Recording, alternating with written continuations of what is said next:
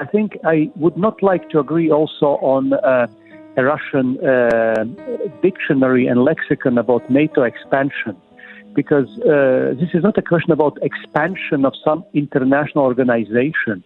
This is simply about self-defense of a country which feels threatened by its neighbor. And I think before Russians and Putin is using the words about some kind of NATO expansion, maybe he and his comrades should ask a simple question. Why do every neighboring country wants to join NATO? And the answer is very simple, because nobody trusts you in Moscow. So that's the answer. Kita boleh saja memiliki pendapat yang berbeda, tapi di video ini saya ingin mengajak teman-teman untuk melihat soal ini dari sudut pandang orang Eropa. NATO, yang dalam bahasa Indonesia disebut sebagai Pakta Pertahanan Atlantik Utara, merupakan organisasi pertahanan dan keamanan di kawasan Atlantik Utara. Setelah Perang Dunia selesai, sekitar tahun 1947, berlangsung ketegangan antara Blok Barat, Amerika Serikat dan sekutunya melawan Blok Timur yang dipimpin oleh Uni Soviet. Masa ini disebut sebagai Perang Dingin. Amerika Serikat, Kanada, dan 10 negara Eropa Barat khawatir terhadap ambisi ekspansi Uni Soviet yang menduduki berbagai negara di kawasan Eropa Timur. Karena itulah mereka membentuk NATO pada tahun 1949 sebagai bentuk perlindungan bersama. Kalau sampai Uni Soviet menyerang salah satu negara, semua anggota NATO akan bersatu melawannya. Ini terutama karena secara luas wilayah dan populasi, banyak negara di Eropa Barat yang jauh lebih kecil dibandingkan dengan Uni Soviet, yang merupakan negara terluas di dunia. Tentu saja, kalau sampai perang, ya mereka bukan tandingan Uni Soviet. Tapi kalau mereka bersatu, mereka akan merasa lebih aman. Kita lihat peta Eropa. Warna biru ini menunjukkan anggota NATO dan abu-abu bukan. Ini adalah Rusia. Masih ada beberapa negara yang belum menjadi anggota NATO, di antaranya Ukraina, Bosnia dan Herzegovina, dan juga Georgia sudah secara formal menyatakan keinginan untuk bergabung, meskipun belum diterima. Untuk jadi anggota NATO tentu saja ada syaratnya. Nah, sebelum Ukraina bisa memenuhi semua syarat itu tadi, Rusia menyerang mereka pada tanggal 24 Februari lalu. Katanya Rusia tidak mau Ukraina menjadi negara anggota NATO. Baru-baru ini saja Finlandia dan juga Swedia yang sudah berpuluh-puluh tahun netral ternyata juga sedang dalam proses untuk masuk menjadi anggota NATO. Pertanyaannya, kenapa banyak negara yang ramai-ramai mau masuk NATO? Sekarang kita akan kembali ke zaman Uni Soviet untuk membantu kita agar bisa memahami pemikiran orang Eropa. Tahun 1922 Uni Soviet dibentuk, yang merupakan gabungan dari 15 negara anggota. Kalau sekarang mungkin seperti Uni Eropa atau ASEAN, sekelompok negara yang bekerja sama demi kemajuan bersama. Yang beda, Uni Soviet ini terdaftar sebagai satu negara. Sah-sah saja kalau pemimpin dari 15 negara bergabung menjadi satu. Yang jadi masalah, proses penggabungan ini melalui jalan paksa. Biasanya, Rusia menggulingkan pemerintahan negara itu, lalu menggantikannya dengan pemerintahan baru yang pro-komunis. Meskipun secara resmi mereka ini satu negara, semua perintah datangnya dari pemerintah Rusia yang ada di Moskow. Yang lain tinggal manut saja. Salah satu aturan pemimpin Rusia waktu itu, yaitu Stalin, adalah untuk menghapus status petani kaya yang disebut kulak. Tanah mereka disita, rumah dibagi-bagi, ternak diambil negara, disuruh kerja paksa, bahkan sampai dihukum mati. Kakek buyut suami saya dari kedua belah pihak, baik dari pihak ibu maupun bapak mertua, sama-sama berasal dari kaum kulak ini. Mereka ini kaya bukan karena hasil warisan, tapi karena mereka bekerja keras, kerja di ladang, kerja di peternakan. Dan tiba-tiba saja semua harta mereka harus diserahkan kepada pemerintah komunis. Kabarnya kakek buyut bahkan sampai melepaskan hewan ternaknya ke jalan biar lari. Kuda, kambing, sapi, babi semuanya dilepaskan ke jalan. Katanya dia lebih rela kalau hewan ternak ini tadi dimakan orang Gypsy daripada diambil komunis. Pemerintah di Rusia juga memberikan kuota target kepada negara anggota. Mereka harus menghasilkan sekian banyak terigu, sekian banyak jagung, atau sekian banyak hasil pertambangan. Apapun yang merupakan produk negara itu. Ukraina sebagai penghasil terigu terbesar dituntut harus bisa menghasilkan banyak sekali terigu untuk mencukupi negara anggota lainnya. Padahal petani kaya yang pintar bertani tadi kan sudah ditangkap semua. Yang menggarap lahan tinggal orang-orang yang belum berpengalaman. Akhirnya hasil panen menurun ditambah adanya masa paceklik yang berkepanjangan. Timbullah bencana kelaparan yang memakan jutaan korban jiwa. Saking parahnya karena tidak ada yang bisa dimakan, ditemukan kasus kanibalisme di Ukraina pada waktu itu. Intinya selama di perintah Uni Soviet rakyat jadi miskin dan menderita. Selain itu, semua negara anggota diwajibkan untuk menjadikan Rusia sebagai bahasa resmi dan mereka mengagung-agungkan budaya Rusia lebih daripada budaya lokal mereka sendiri. Kalau sampai sekarang masih banyak orang yang bisa berbahasa Rusia di negara bekas Uni Soviet, bukan berarti mereka orang Rusia. Bukan juga berarti mereka mencintai budaya Rusia, tapi itu merupakan proses rusifikasi yang terjadi selama bertahun-tahun.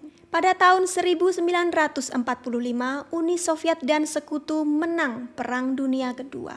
Selama perang, tentara Amerika Serikat bertempur di Eropa Barat, sementara Uni Soviet bertempur di Eropa Timur. Mereka berada dalam pihak yang sama-sama melawan Jerman. Setelah menang perang, tentara Amerika Serikat yang tadinya tersebar di berbagai negara di Eropa Barat pulang kembali ke negaranya karena perang sudah selesai. Tapi di Eropa Timur, tentara Uni Soviet malah keenakan dan gak pulang-pulang. Katanya mereka tetap berada di sana untuk menjaga perdamaian. Tapi nyatanya mereka berusaha menyebarkan idealisme komunis. Sedikit demi sedikit kejadian yang sama seperti di negara Uni Soviet lalu terjadi di seluruh negara di Eropa Timur, termasuk juga di Hongaria. Mereka menempatkan orang-orang di pemerintahan. Orang-orang yang non-komunis diganti bisa dengan fitnah, intimidasi, sampai dengan pengadilan palsu yang berujung pada penjara maupun hukuman mati. Dalam waktu 3 tahun saja, negara-negara Eropa Timur lalu menjadi negara komunis. Mereka ini disebut sebagai negara satelit Uni Soviet karena mereka seperti satelit yang mengelilingi Uni Soviet dan siap menjalankan perintah apa saja yang mereka dapatkan. Siapa yang memberikan perintah? Tentu saja Stalin. Kemudian Stalin ini menjadi sosok yang sangat ditakuti di seluruh Eropa. Kalau Hitler mengeksekusi kaum Yahudi, Stalin mengeksekusi siapapun yang dianggap melawan sistem. Lebih dari 1 juta orang dikirim ke kamp kerja paksa, 600.000 diantaranya dari Hongaria. Amerika Serikat mengucurkan dana bantuan Marshall Plan sebanyak 13 miliar dolar untuk pembangunan Eropa yang rusak setelah Perang Dunia Kedua. Bantuan ini gratis, jadi bukan pinjaman. Negara-negara ini tadi hanya membayar 5% saja sebagai biaya administrasi. Negara-negara Blok Timur juga ditawari, tapi mereka mendapat perintah dari pihak Moskow untuk menolak. Karena katanya ini adalah siasat Amerika yang ingin turut campur dalam urusan dalam negeri mereka. Sebagai gantinya mereka membuat Molotov Plan. Tapi ini kurang menyenangkan untuk para negara satelit. Alih-alih diberi uang, mereka justru disuruh membayar sebagai hukuman karena telah berpihak kepada Jerman dalam Perang Dunia Kedua. Duit yang dibayarkan digunakan untuk membangun Rusia. Sudah kalah perang, negaranya rusak, bantuan uang ditolak, masih disuruh bayar pula. Begitulah nasib para negara satelit saat itu. Kalau masalah politik, rakyat biasa seperti kita banyak yang tidak paham. Waktu itu belum ada Google. Yang bisa orang-orang rasakan saat itu, mereka jadi makin miskin. Yang dulunya punya tanah, punya bisnis, sekarang mereka statusnya hanya buruh tani atau buruh pabrik atau bekerja menjaga toko, apapun, karena semuanya menjadi milik pemerintah. Mau ke luar negeri tidak boleh. Mau beli baju di Perancis, mana bisa. Pemerintah komunis menyebarkan propaganda kalau hidup di dunia barat itu sangat menderita. Padahal orang-orang ini sebelum perang sudah biasa bepergian ke sana. Tahu situasi di sana. Orang Eropa Barat lebih merdeka dan lebih makmur. Sementara itu di dalam negeri ada banyak mata-mata. Tetangga yang tidak senang pada kita bisa memfitnah kita, melaporkan ke polisi sebagai musuh komunis. Lalu kita akan ditangkap dan disiksa di penjara, bahkan dihukum mati. Lama-kelamaan muncul protes di berbagai negara. Setiap kali ada protes seperti ini, tentara Rusia akan datang untuk menghentikan demonstrasi. Saya beri contoh yang terjadi di Hongaria. Revolusi pada tahun 1956. Para mahasiswa di Hongaria menuntut digantinya pemerintahan pro-komunis.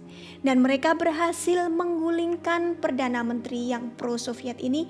Rakyat kemudian melantik Perdana Menteri baru yang dianggap lebih liberal, bernama Imre Nagy. 12 hari kemudian, kendaraan perang dari Rusia datang untuk menggilas revolusi ini tadi. Nagy Imre beszél, a Magyar Népköztársaság minisztertanácsának elnöke.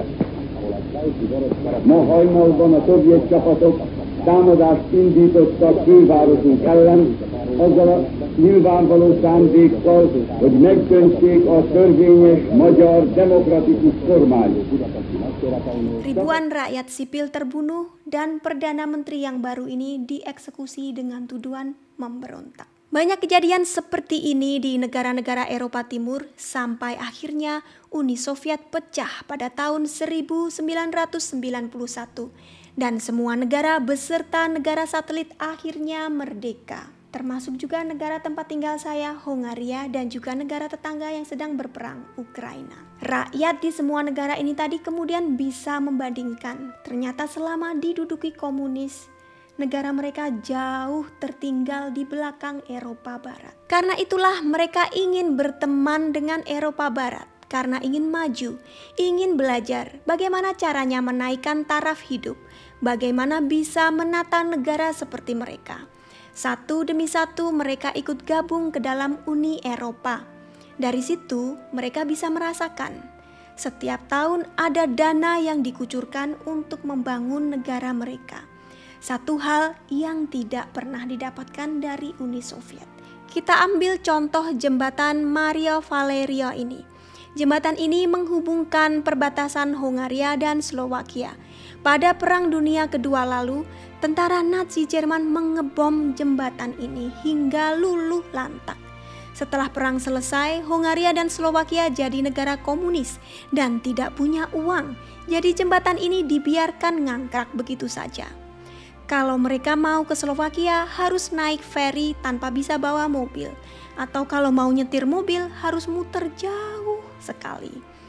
Baru pada tahun 2001, Uni Eropa memberikan dana untuk membangun kembali jembatan ini. Sekarang, dengan jalan kaki 20 menit saja, kita sudah bisa menyeberang ke Slovakia. Untuk rakyat sipil, masalahnya sesederhana itu. Kalau disuruh ngeblok, enaknya ikut blok mana? Tentu saja mereka akan memilih blok yang bisa membuat mereka aman dan makmur. Masalahnya menurut mereka sampai sekarang pemerintah Rusia masih memendam keinginan untuk memperluas wilayah. This is nothing new for us. We are under the Russian hybrid attacks, including cyber or strategic communication attacks already since 2007. So it's for 15 years going on like this. Kita yang tinggal di Indonesia mungkin tidak merasakan. Tapi setelah pecahnya Uni Soviet pada tahun 1991 tadi, ternyata kadang-kadang masih saja ada perang di berbagai negara di Eropa. Dan dari sekian banyaknya perang, hanya pemberontakan Albania ini saja yang tidak melibatkan Rusia. Negara-negara di sekitar Rusia tentu saja yang paling khawatir, terutama mereka yang belum tergabung dalam fakta pertahanan apapun. Buktinya, dari daftar perang ini tadi terlihat bahwa Rusia hanya menyerang negara-negara non-NATO. Kalau mereka menjadi anggota NATO, harapannya NATO akan melindungi mereka. Kalau bukan anggota, ya harus bertahan sendirian seperti yang terjadi pada Georgia yang diserang pada tahun 2008 lalu. This is the place where you were detained? Jairanashvili was detained in a region that's known as South Ossetia, a breakaway state that Russia considers an independent republic. But in the last several years, Russia's begun building the trappings of a formal state, installing barbed wire fences and military outposts along what it considers the border. In 2008, the two nations fought a brutal 5-day war over this area that ended with a stalemate.